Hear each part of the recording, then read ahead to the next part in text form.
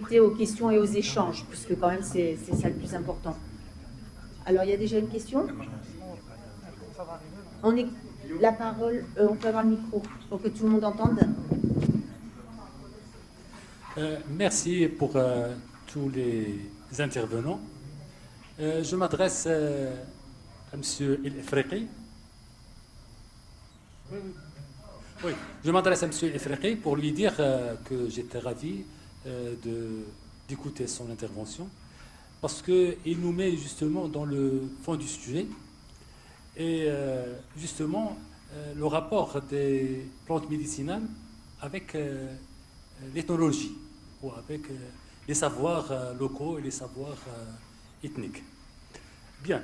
Au Maroc, dans la région du Doukala, c'est une région littorale, il y a une tribu plus ou moins qui pratique ce genre de remède et qui pratique aussi le commerce à travers le Maroc, les souks du Maroc et toute l'Afrique du Nord à un certain moment lorsque il y avait la colonisation en Afrique du Nord. Donc les gens là ont deux pouvoirs. Le pouvoir de se déplacer, mais le pouvoir aussi spirituel. Donc ils se disent, bon, c'est une tribu, on dit que c'est une tribu d'origine juive qui sont islamisés, mais ils ont un pouvoir spirituel en disant qu'ils arrivent à guérir les autres à travers les herbes et à travers les plantes médicinales. Il y a un autre type aussi, ce sont des zaouïas où les gens viennent prédisposés chez les chorfas, chez les gens qui ont un pouvoir aussi spirituel. Et ces chorfas essayent de profiter de leur pouvoir spirituel, si vous voulez. Donc ils ont cette possibilité de manier et de marier le pouvoir spirituel avec les herbes, l'utilisation des herbes. Donc s'il n'y a pas cette possibilité, cette baraka, hein, cette baraka que les gens, les chorfas, donc les gens ne peuvent pas être guéris. Donc ils doivent être, bon, ils viennent de loin ou de près, mais ils viennent prédisposés à être guéris. Donc il y a ce mélange qu'on peut trouver comme un pouvoir particulier. Et merci.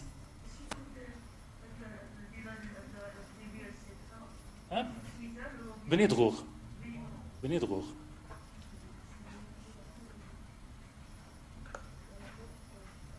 Voilà, merci. Nous remercions les différentes équipes qui ont présenté. Je voulais juste faire une observation et bon, c'est donner un conseil. Celle qui a présenté sur la lavande, les études de la lavande, vous avez fait une enquête et de l'enquête, il ressort que c'est surtout sous forme de tisane que le produit est utilisé.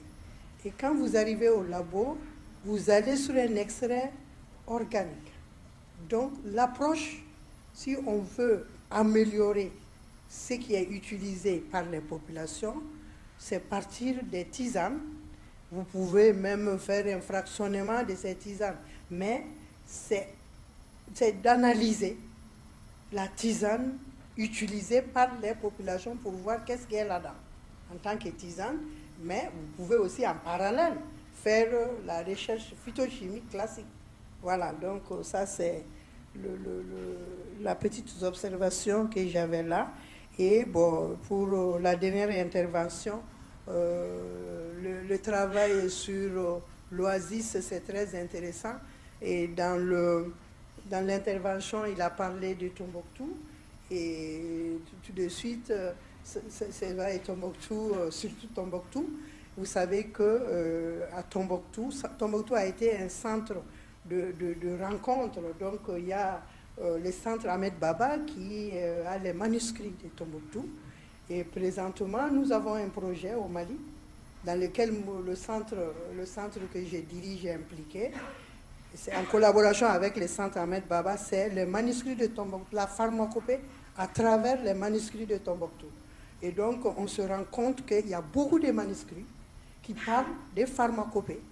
Et il y a aussi les noms, c'est pas seulement en arabe, c'est la transcription aussi des langues africaines, des langues parlées au Mali et dans d'autres zones.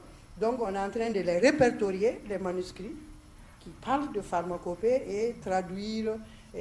Donc le projet est présentement en cours, c'est un projet financé dans le cadre par le Mali.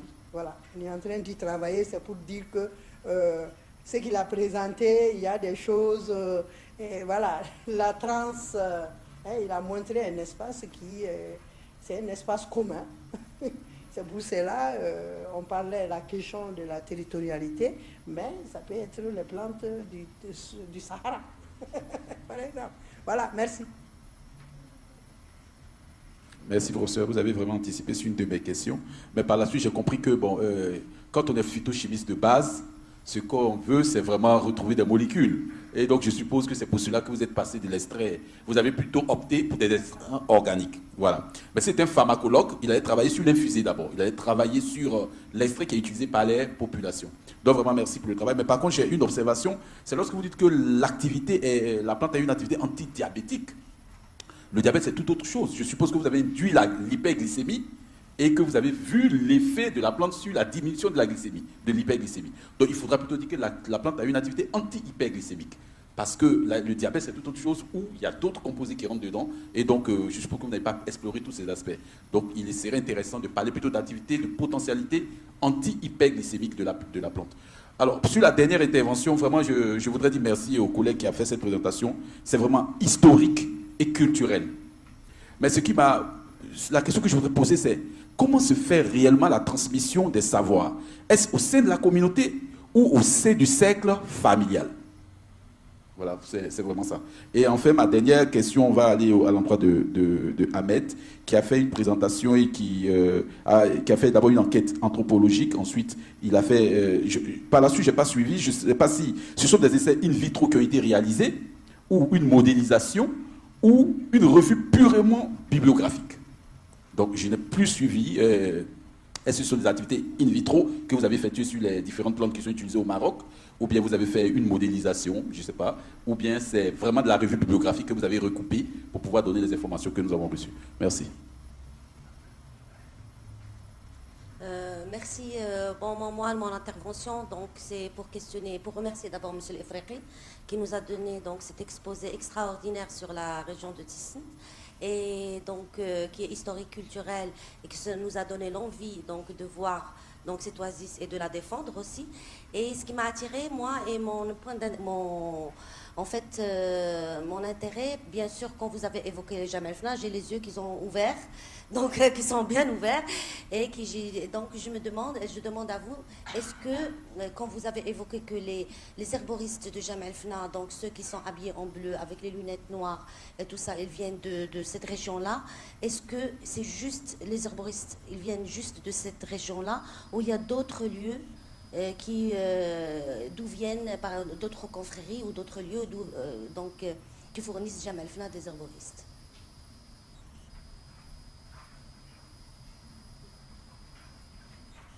Je vais éventuellement compléter parce que par rapport à juste à cette intervention, il se trouve qu'il y a des herboristes collecteurs dans l'histoire de l'Amérique du Sud. Je ne suis pas une spécialiste de l'Amérique du Sud, mais j'ai vu des travaux, et au Pérou notamment, il reste 8 villages dans lesquels il y a ceux qu'on appelle en quechua les collecteurs. Il y a des traces dans des tas d'ouvrages, même des images.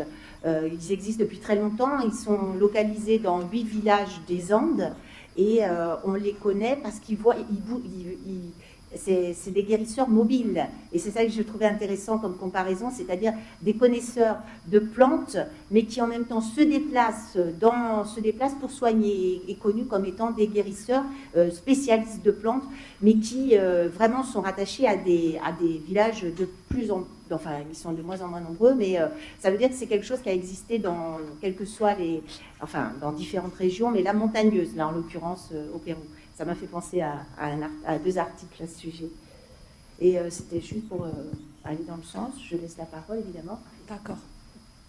Donc, vu le conflit qui est toujours remarquable entre la médecine classique et la médecine traditionnelle, Si on veut, par exemple, faire la segmentation de la filière, la médecine traditionnelle, on voit ou bien on trouve qu'elle renferme une diversification d'agents actifs.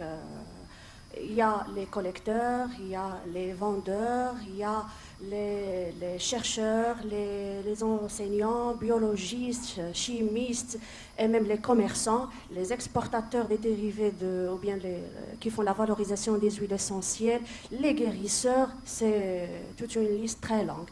Donc je me demande qu'est-ce qui peut réglementer, qui pourra réglementer ou bien répertorier, approuver ou bien administrer cette filière. Est-ce que c'est l'affaire de ministère de Santé ou bien ministère d'Agriculture, puisque ces plans sont toujours menacés dans plusieurs pays? C'est ça la question. La question est posée à qui? Ou qui veut répondre? On va voir. Merci.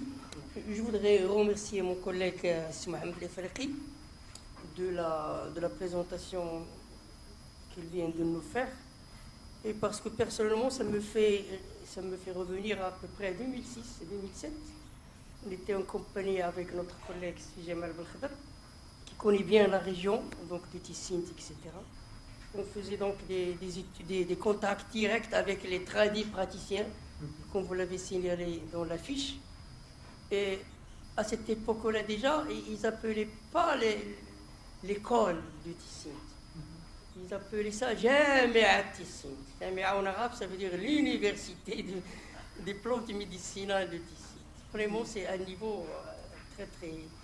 Donc, pourquoi on a fait donc cette visite avec Jamal Belkhadar? Parce qu'il y avait un projet de développement qui était proposé par des Italiens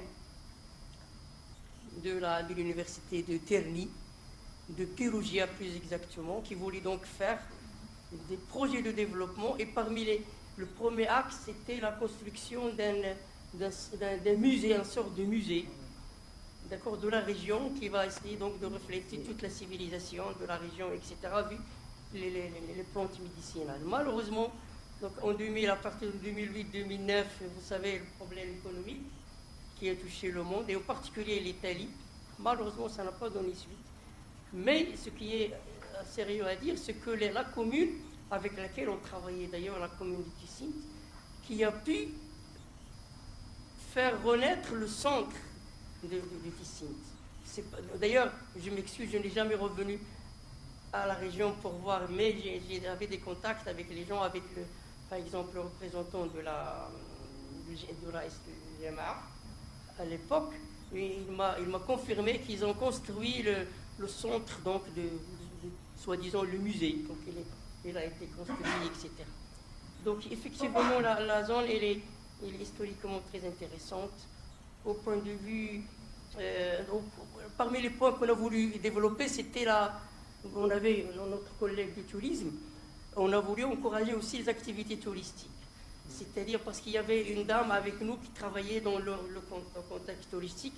Donc il y avait tout un projet de développement touristique pour essayer d'aider par exemple les gens, les guides, les restaurateurs, les muletiers, tout ce que vous voulez dans la chaîne. Alors c'est parmi les premiers axes, d'accord, de développement. Ensuite la valorisation des espèces, etc. Parmi les valorisations qu'on a voulu remettre en question, c'était ce qu'on appelle un robe. Un robe chez eux, ça veut dire de la date fermentée pour pouvoir en faire un sirop, comme le sirop qu'elle a dit Mohamed concernant donc le grenadier. C'était aussi un sirop à partir de la date, donc c'était une chose qui a été déjà donc utilisée dans la zone. Donc c'est une région qui est très riche en espèces médicinales. On a par exemple ce qu'on appelle Koumouja. Si je vous dis le nom en français, vous le connaîtrez certainement. C'est ce qu'on appelle la rose de Jéricho. Vous connaissez certainement. Elle est originaire de toute la région sud du Maroc, utilisée comme plante médicinale. L'acte le plus simple, c'est comme la rose de Jéricho, donc c'est normalement une plante séchée. Ils s'enroulent avec le vent pour pouvoir disséminer ses graines.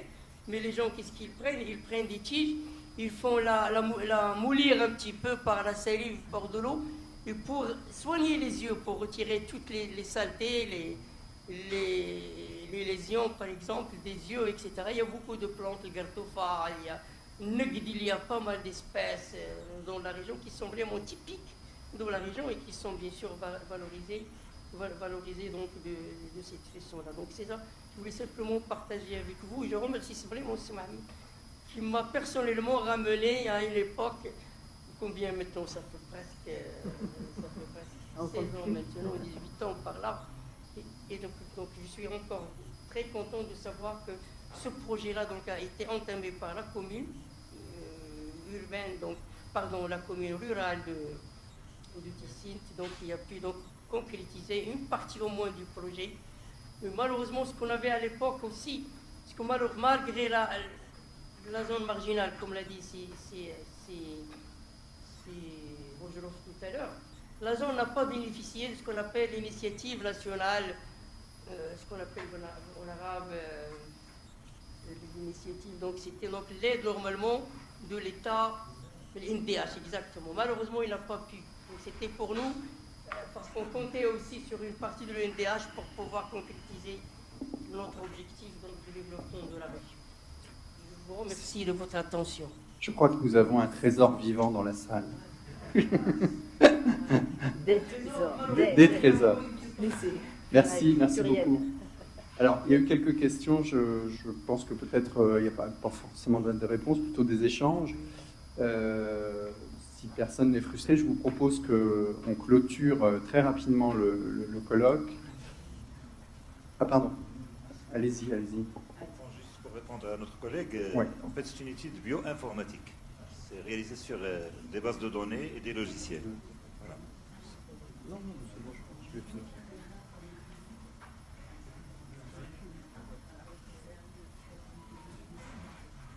Oui, c'est bon? Oui, pour répondre, pardon. Bon, tout d'abord, je vais continuer aux questions. Je vais demander une question à Madame Soro. J'aimerais bien savoir, est-ce que vous prenez en considération les espèces, puisque vous parlez par exemple du thym, de lavande, des genres, ce sont des genres. Est-ce que vous tenez en considération les espèces que vous utilisez? Et en répondant à la question, aux questions, nous, on a étudié une plante qui est rare. Donc une plante qu'on ne doit pas consommer, mais quand même on ne doit pas passer à côté et laisser tomber parce qu'il est en voie de disparition. Donc ce qu'on a fait, on s'est basé sur les études ethnobotaniques. Également, on a fait un criblage phytochimique qui nous a permis de savoir la composition de cette plante et on a cherché dans la littérature pour savoir quelles sont les molécules ou les familles qui sont responsables de ces activités pour les extraire. Donc par la suite, on cherche à passer à la molécule. Donc c'est pourquoi on n'a pas appliqué directement ce qui est utilisé en médecine traditionnelle, puisqu'ils utilisent un extrait de l'eau, donc on ne va pas extraire avec de l'eau pour confirmer que qu'il a une activité, que cet extrait a une activité, et par la suite on va faire d'autres extraits qui sont l'acétate, comme on a vu, l'acétate et le mélange éthanol-eau. Donc on a passé cette étape pour conserver cette plante et pour ne pas trop consommer. D'accord? Et pour la question de la glycémie, donc pour les tests, la plupart des tests, ce sont des tests préliminaires. Et pour le test de l'antidiabétique, on a également fait un autre test, c'est le test de l'alpha-amylase, l'inhibition de l'alpha-amylase. Et il a également donné de bons résultats, mais ça n'empêche bien sûr de dire que ça pourrait être une source de molécules bioactives en tenant compte toujours de la synergie qui peut être présente entre les molécules d'un mélange. D'accord? Merci. Safin, Soro, vous vouliez répondre rapidement à la question ou...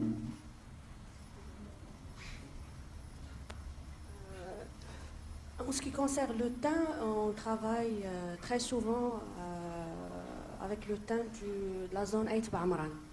Aït Ba'amran est très connu par sa teneur en carvachlore. Donc Aït Ba'amran, la région de Shtouka, Aït Ba'a. Donc c'est ça.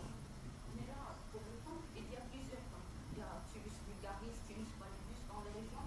Des fois, il y a une confusion entre les espèces. Donc il faut bien savoir avec quelle espèce vous travaillez. Parce que la composition chimique entre les espèces varie et ça change d'activité. Ça change d'activité et ça peut des fois poser des intoxications. Non. On n'a jamais eu des risques durant mon travail de plus de 15 ans, et plus c'est un acquis, un savoir-faire de ce vieux monsieur naturopathe. Donc généralement, les 2 espèces qui sont connues dans la région de Aït Ba'amran. Donc je vois que c'est l'affaire des systèmes scientifiques, pharmacologues qui vont breveter, approuver, répertorier ce savoir, ces formules. Donc non, il y a des plantes cultivées dans nos fermes, la région de Marrakech. Il y a des plantes qui sont collectées à l'état sauvage. Ça dépend. Merci. Merci beaucoup pour cette réponse.